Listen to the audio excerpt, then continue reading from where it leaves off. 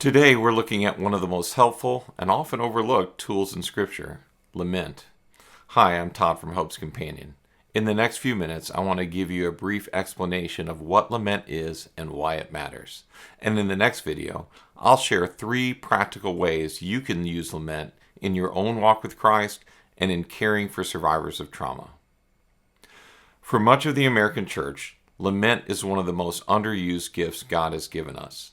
But recovering it can deepen discipleship, strengthen emotional and spiritual health, and help us build a more honest, trusting relationship with God. What is lament? Lament is a literary subgenre of biblical poetry. It's not simply personal petition or venting emotions. It's a structured, faithful response to suffering that directs pain toward God rather than turning away from Him. And in doing so, it becomes a model for how we bring our own honest struggles into our relationship with the Lord.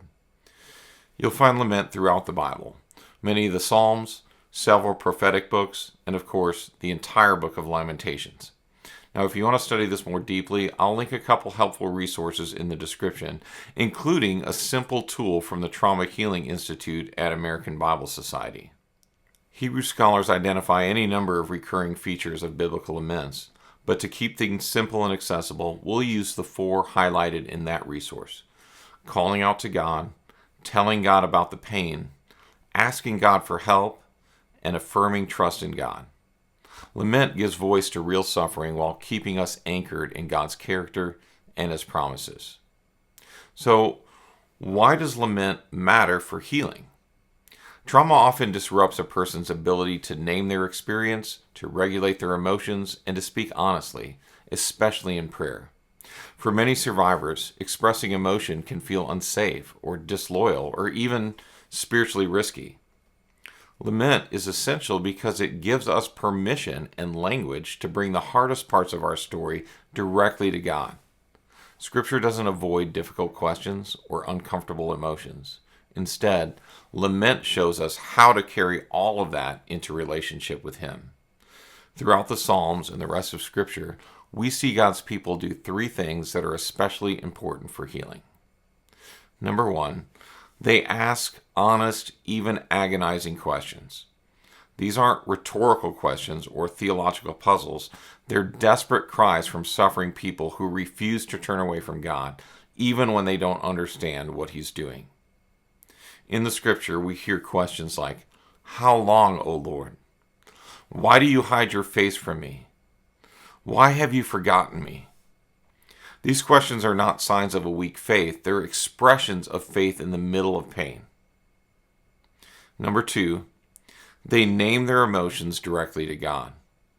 Lament gives voice to the kinds of feelings trauma often makes hard to express. We hear frustration. "How long must I wrestle with my thoughts?" We hear despair. "Darkness is my only companion." We hear heaviness and depression. "My soul is downcast within me." We hear longing. "My soul longs for your promise. When will you comfort me?" This kind of emotional honesty pushes back against the idea that Christians must hide negative feelings or stay positive before coming to God. Number 3, they describe what suffering feels like in the body. Trauma and grief aren't just emotional experiences, they're physical ones. Scripture reflects this reality vividly. We hear things like, "My bones are troubled, my heart pounds, my strength fails, tears have been my food day and night, my eyes grow weak with sorrow." Long before we had clinical language for trauma responses, the psalmists were describing tightness in the chest, exhaustion, shaking, sleeplessness, and even physical pain.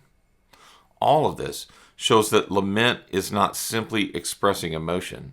It's directing emotion toward God, trusting that He listens, He cares, and He welcomes this kind of honesty.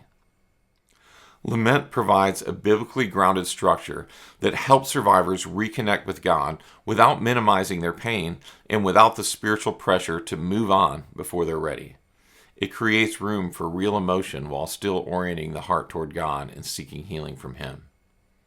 And for the church, recovering lament strengthens our discipleship. It helps us walk with people honestly and compassionately.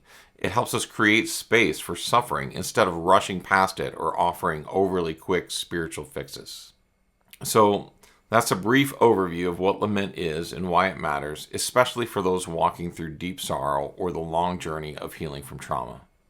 Lament reminds us that we don't have to hide our pain or have everything figured out before coming to God. God invites honesty, and He meets us with compassion. In the next video, I'm going to walk you through 3 practical ways that you can begin to use lament in your own discipleship and healing journey. And if this has been helpful, I'd love for you to like the video, subscribe, and check out the resources linked below for further study. Thanks for watching, and I'll see you in part 2.